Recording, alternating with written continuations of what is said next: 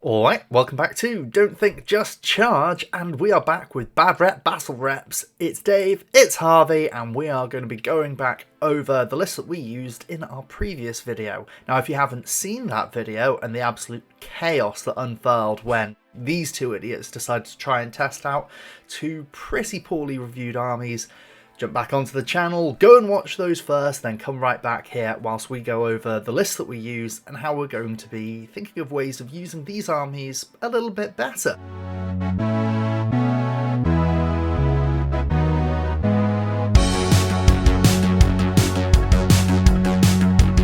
So, my Elven Jesters list that we saw in the first game was proven to be quite effective, less effective in the second game.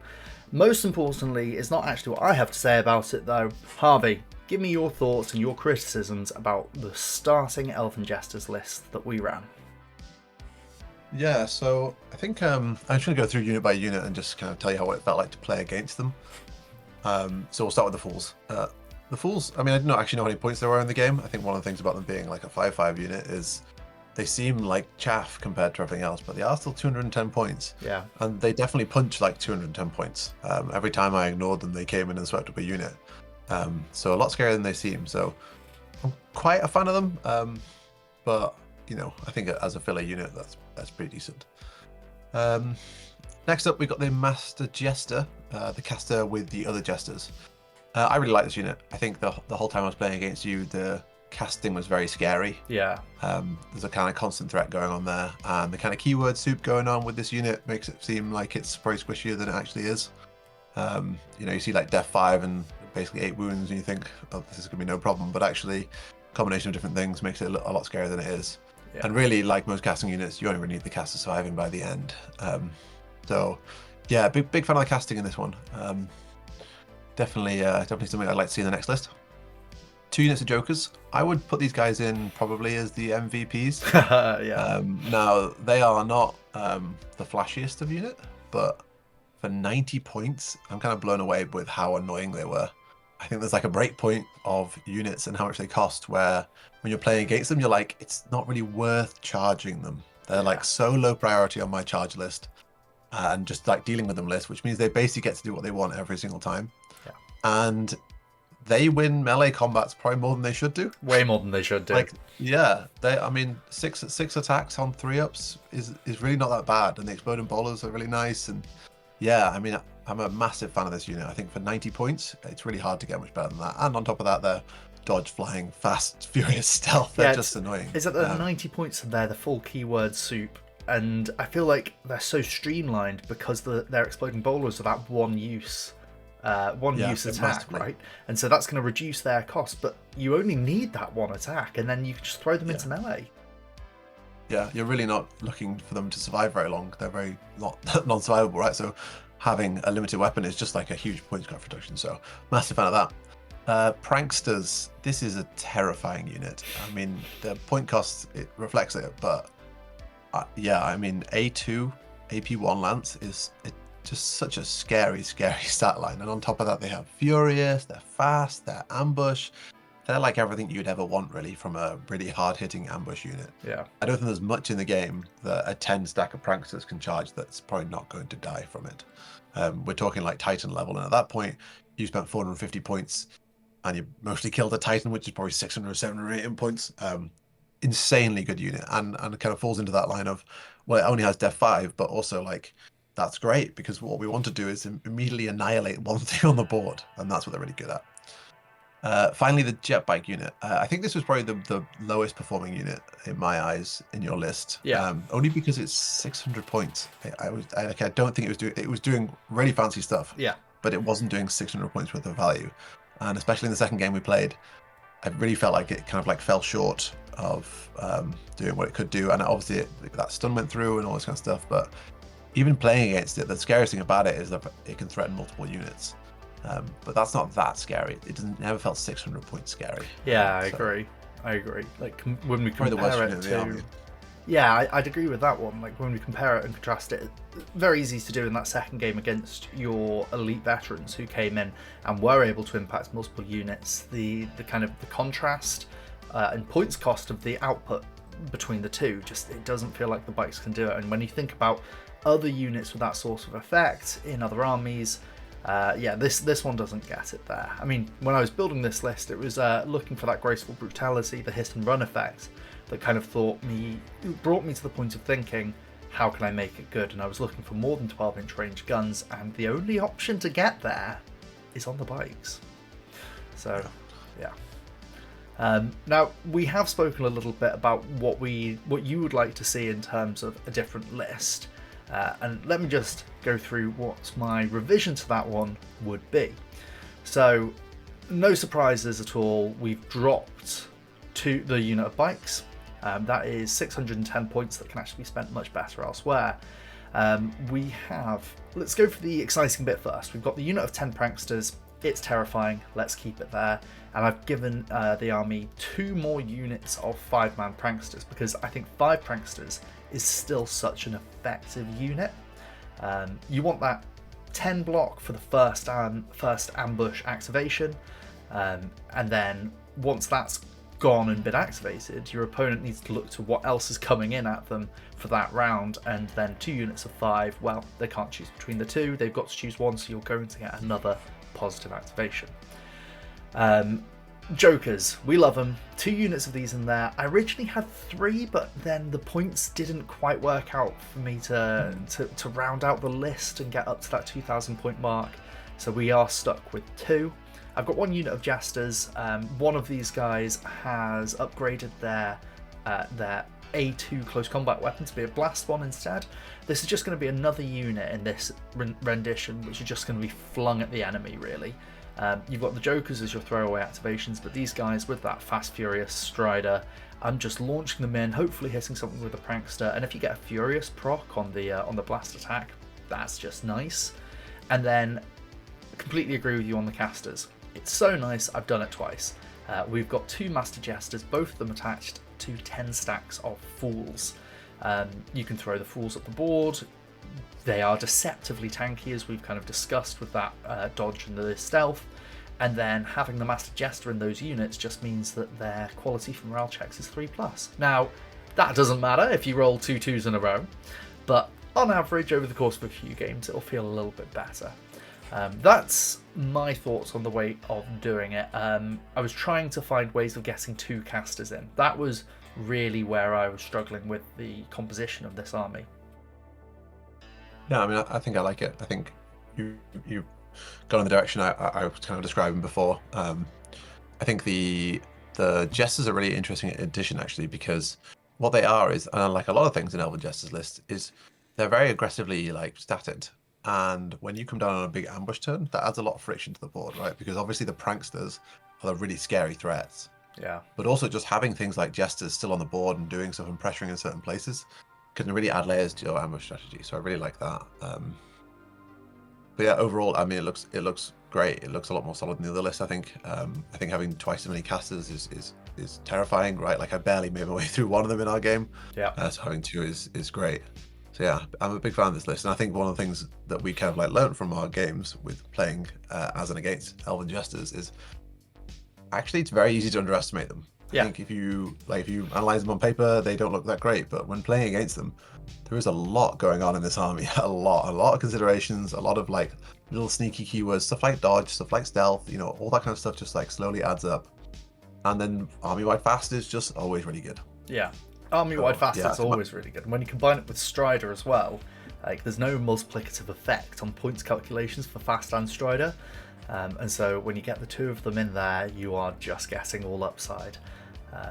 We've got an event coming up from the point this is released, I think it'll be a couple of weeks away. It's 6 weeks away at this point of recording. And I'm already making plans for another army, but I look at this and I'm thinking, I could get an Elven Jesters list out in time. We could make something happen here. Just to try it and see how the world responds to this. I've said it aloud now, and I kind of want to. I don't know.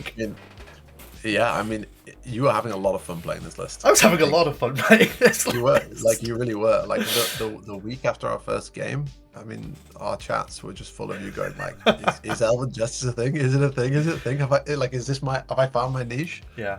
So, yeah, I mean, I totally buy into it. I think there's definitely some room for experimentation on this list, despite it only having 7 units or whatever it is. Yeah. I think there's some space for some interesting stuff here, and there's certainly some overperforming units like Jester, like Jokers, sorry, and like Pranksters. Yeah, absolutely. So in terms of what Elven Jesters would need to see to be more competitive in my eyes, I think that morale, obviously, given the state of our second game, is a big thing. Quality 3 across the board is really nice for morale, but it's still a 1 in 3 chance of failing. Fearless would be a great addition to some of these units, or another way of dealing with morale. I don't know. There's currently only undead and morale in the game, and banners, I guess, for Age of Fantasy. Yeah. But some sort of morale mitigation would be really nice. Yeah, I know what you mean there. I mean, you could either try and bake it into the spells, maybe, by varying them, but I don't think you really need to. One of the things I was thinking about in hindsight was this, when I went for the +1 defense roll spellcast in Game 2, obviously it didn't work. But even if it had, I don't know how much of an impact it would have made. I'm sure I could review the footage and actually look at the dice rolls as they came up. Maybe if that was +1 to morale, that would be a nice way of doing it. Switch it from that 1/3 to a 1/6 chance of failure. But I can't see an improvement in design being to add another keyword to the soup. That's the only drawback there. Yeah, one of the appeals is the keyword soup, I guess. But yeah, I think for most armies that we're going to come across in this series, morale is probably going to be our biggest sticking point for being a competitive versus non-competitive army. And no surprise that's the case for Elven Jesters. But probably needs something that doesn't currently exist in the game, because I don't think just slapping Fearless on this army is a very exciting way of fixing it. Yeah, I agree.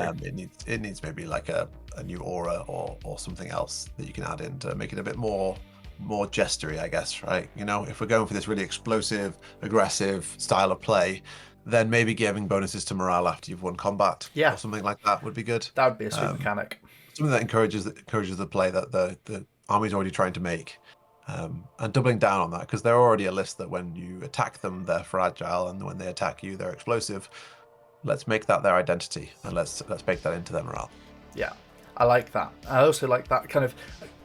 For those of you at home who didn't listen perhaps to one of the most recent streams by OPR and Tano there, Tano was discussing something that they're designing at OPR for future releases, where you can have the custom army builder do custom rule sets for you.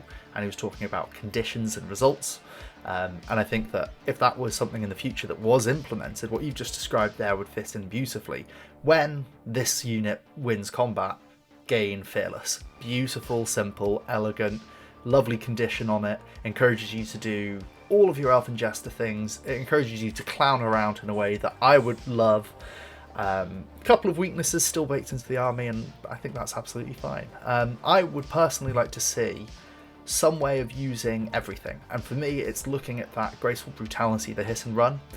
Having that on 12-inch pistols with a fast, furious army, I would rather just fling my unit into combat. Like we saw it in that first game, and it was kind of a bit done at the point anyway, but your vultures in my backline, I just flung my fools into them. I had the option of shooting them with pistols, but having 2 attacks each with Furious, I wanted the charge, because it meant that I was hitting a sixth more because of the Furious effect.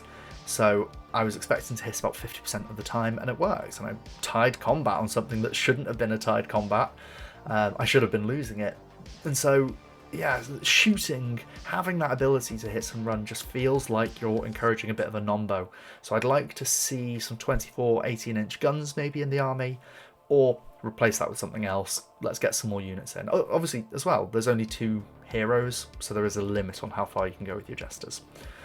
But yeah. The only other thing I'd say as well, from a list building standpoint, it's really thin on the ground for upgrades. Yeah. I think there's, like, of their 4 core units, only one of them has an upgrade or something like that. Yeah. It may not be that bleak, but it's pretty bleak out there. So just a little bit more variety in what you can do with each of the units. I think they're kind of interesting, and they all have their own little roles, but you know, let's mix that up a bit with some interesting upgrades. Don't touch Jokers. Don't touch Jokers then. Don't touch Jokers. Keep Jokers they are. They're perfect. Most importantly, do you think that Jesters deserve their bad rep? No. No, I don't think so. I think they're uninspiring in the list building department. Yeah. But I think actually on the table, yeah, they're a decent army, and I think they'd go toe to toe with a lot of really good armies. And I think also they have an advantage in that people are going to underestimate them. Yeah. And if you come at them with a list like this, they're going to go like, "Oh my, you have what?" And you might win some games just off the back of that, right? Yeah, definitely. Shock factor is certainly something that can play into OPR. Not everybody plays 100 games a week, and so not everyone's going to look at something coming at them and go, "Hey, I know exactly how this is." Unless you've been watching these videos, kudos to you. All right, let's move on to have a quick look now at the Jackals. Obviously, for those of you at home, you will have seen that we played 2 games because of the amount of chaos that happened. After the first game, talk us through the list that you brought to that first game and then the steps to bring it to here. Yeah, so the list I brought initially had one of every single unit in it. And it was really just like an attempt to try out as much stuff as possible. Yeah. Now, the dice didn't go well in that game.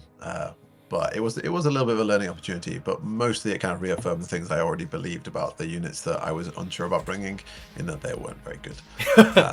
So the list I then brought to the second game was basically this first list again, but I just trimmed out some of the bits that, like Gunner Beasts and like whatever their chaff unit is.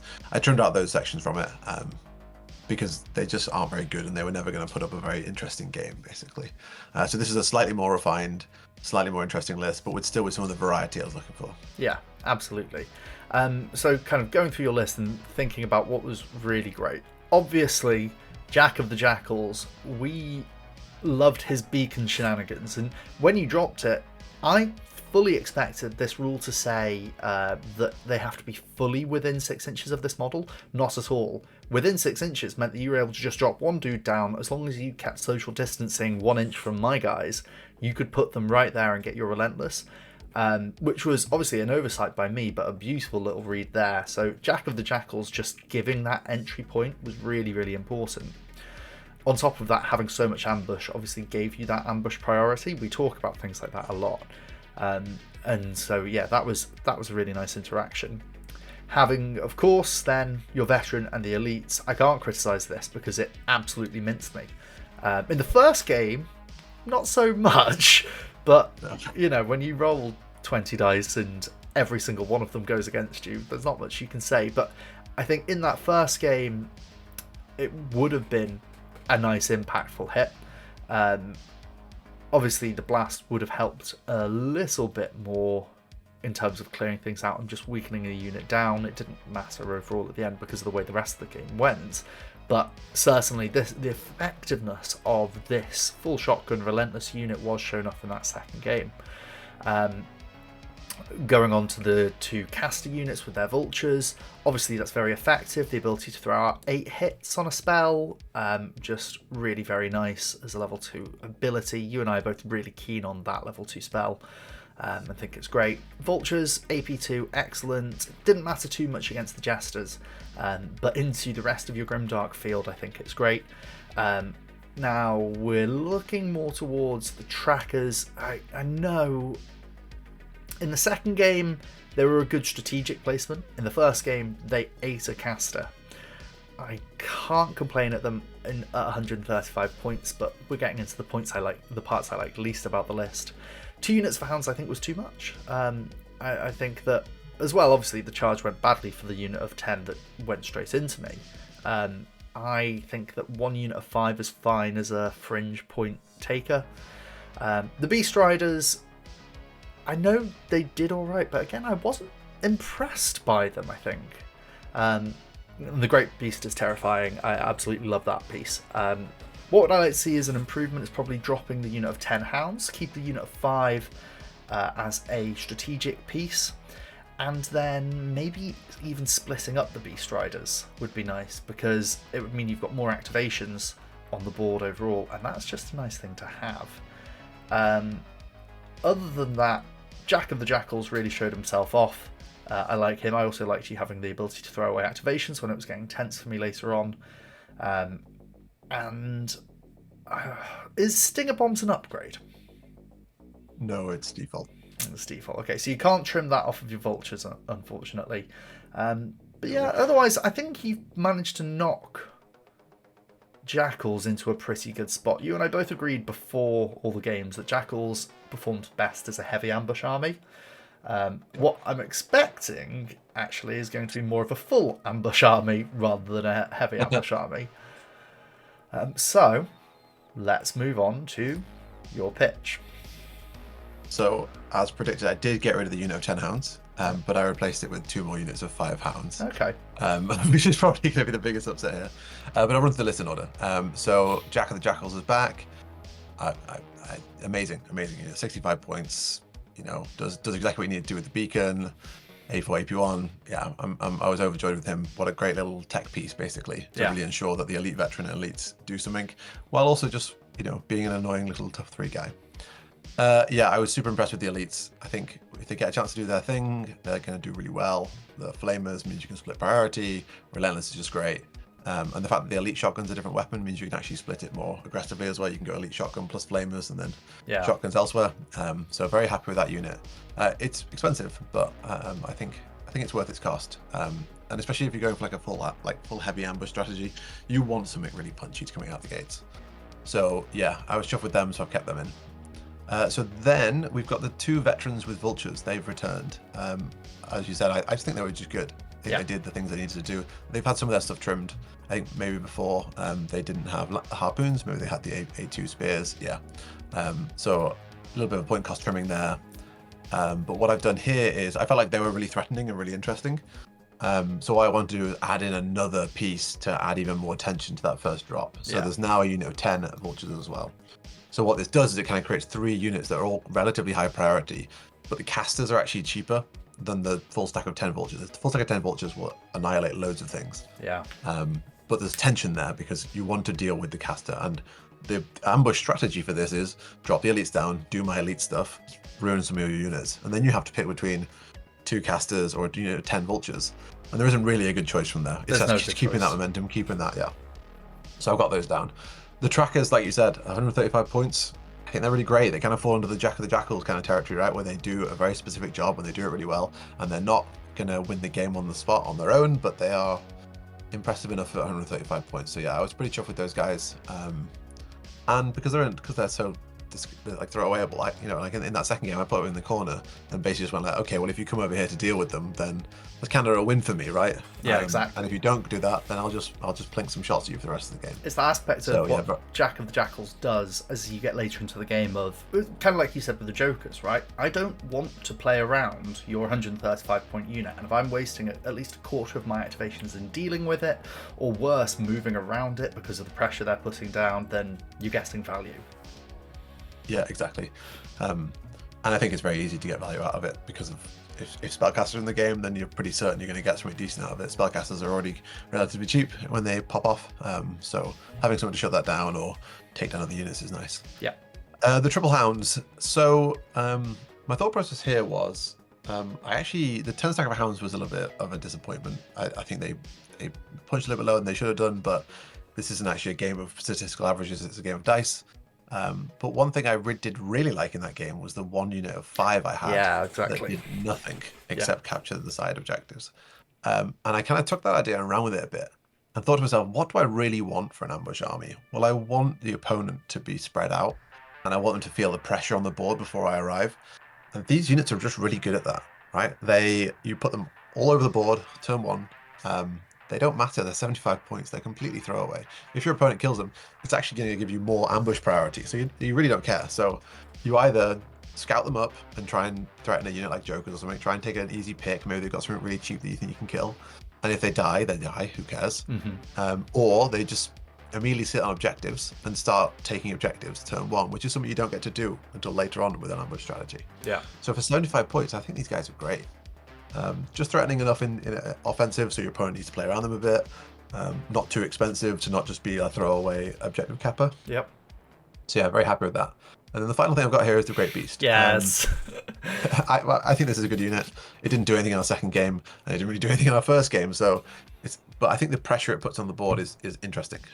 This version's got the impact which the second game version didn't have.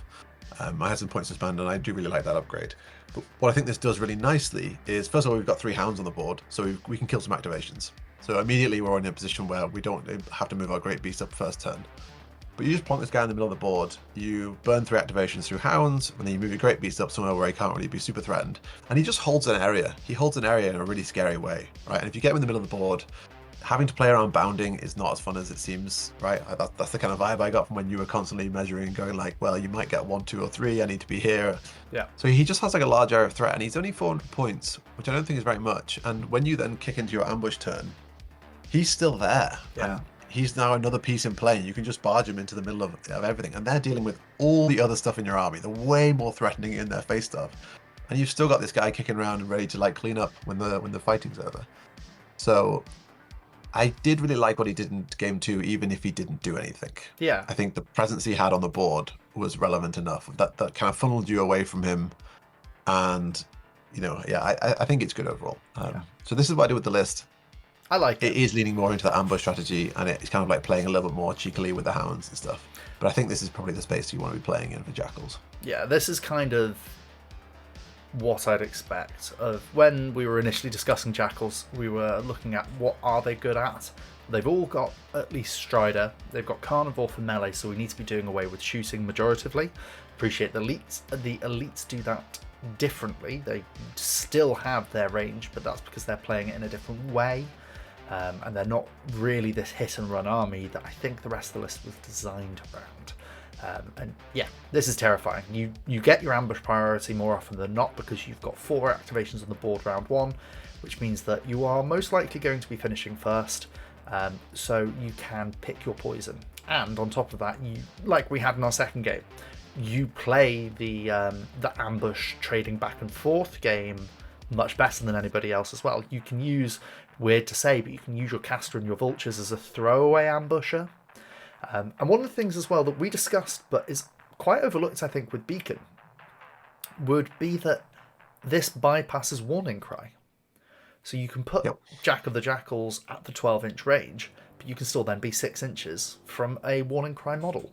So yeah, you've got a lot of ways of playing. Now, what would you not like to see against you playing this list? It's a good question. Full ambush strategies, or close to full ambush, as close as we can really get, tend to be really powerful and because it lets you pick your targets and such. What this list would hate would be playing against a full ambush list. There's no way of us getting ambush priority ever, and this list completely falls to that, right? We saw it in the first game where we didn't have ambush priority. If you slap your elites down, they're going to get mulched. Another way around that is to then not deploy until turn 3. Yeah. Round 3. But you're starting to kind of get pushed very hard there, which isn't great.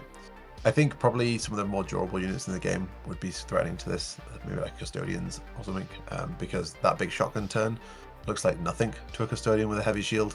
Yeah. Right? It comes flying down, does a bunch of hits, might lose 1 Custodian, and if you're not taking that momentum and carrying it forwards, then I think you very quickly all of a sudden you're being charged on and things are folding. So I think anything that's a bit more durable, maybe even some like the larger kind of tougher creatures in the game, like a tough 12 monster probably would be scarier here as well. Very low chance you'd be able to kill it and it can continue to threaten things. You probably need multiple charges to get it on the road. Yeah. But yeah, I think it's a good list, and you don't need to worry too much about the matchup. You've got a very set game plan, and you just need to pick your targets correctly for the most part. Yeah. But where it really falls down is obviously morale. Your units are going to disappear so quickly. It's so fragile. It's so much more fragile than Elven Jesters even. This list. Everything is designed here to die apart from the Great Beast, and even the Great Beast isn't that tanky. So yeah, you really can't take a hit when you're playing this army. Little bit of a pun there for the Elven Jester fans amongst you. Yeah, you really can't take a hit with this army. You have to ride that wave of getting everything down and evaluating. is a key skill, evaluating your opponent's army and what is going to be the most threatening thing and what components you have in your army to do so. And on top of that, then playing an ambush strategy correctly, not tripping up over yourself, not ambushing your units into positions where you then want further units to be, making sure that if your opponent takes a move that would de-threaten a unit from an ambush attack, that you've still got alternative options for that ambushing unit. For example, always try and threaten 2 units. And nice thing is with ambush priority, sometimes you can just threaten 1 because that's your first activation, but it's reading the game that's going to be something that's going to be such an important skill. Something for everyone. The other thing I just thought of as well is there's no rending in this list at all. So big regen things are just awful to play against. They all get their 50% bonus health, and we don't have rending to sneaky in some AP4.